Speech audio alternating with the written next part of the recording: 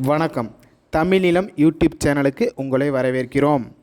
தமிழ்நிலம் என்ற இந்த யூடியூப் சேனலின் வாயிலாக மிகச்சிறந்த வீட்டுமனைகள், விவசாய நிலங்கள், வீடு, தோட்டம், வணிக வளாகங்கள், கல்வி நிலையங்கள் மற்றும் சோலார் நிலையங்களுக்கான மனைகளை தொடர்ச்சியாக பதிவு செய்து வருகிறோம். இன்றைய பதிவில் நீங்கள் பார்த்து கொண்டிருப்பது கள்ளக்குறிச்சி மாவட்டத்தில் நல்ல தண்ணீர் வசதியுடன் விவசாய நிலம் விற்பனைக்கு வந்துள்ளது.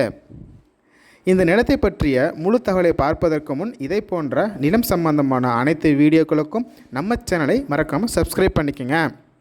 நம்ம சேனலில் வரும் நிலம் சம்பந்தமான வீடியோக்கள் உங்களுக்கு பிடித்திருந்தால் லைக் பண்ணுங்கள், கமெண்ட் பண்ணுங்கள், ஷேர் பண்ணுங்கள்.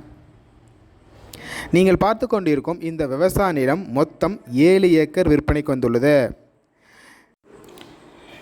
இந்த நிலத்தை சுற்றிலும் நல்ல தண்ணீர் வசதியுள்ள பகுதி என்பதால் நல்ல கிரவுண்ட் வாட்டர் சோர்ஸ் உள்ள பகுதியாகவும் உள்ளது. மேலும் இந்த விவசாய நிலத்தில் 2 கிணறும் 1 போரும் ஃப்ரீ இபி சர்வீஸுடன் அமைந்துள்ளது. இந்த விவசாய நிலத்தை ஒட்டியே சென்ட் சார்லஸ் என்ற கல்லூரியும் அமைந்துள்ளது ஒரு கூடிய சிறப்பம்சமாகும். கள்ளக்குறிச்சி மாவட்டத்தில் இயற்கை சூழலில் அமைந்த இந்த விவசாய நிலம் இளவனாசர் கோட்டை டு திருக்கோவிலூர் பைபாஸ் சாலையிலிருந்து 1 கிலோமீட்டர் தொலைவில் இறையூர் என்ற இடத்தில் அமைந்துள்ளது.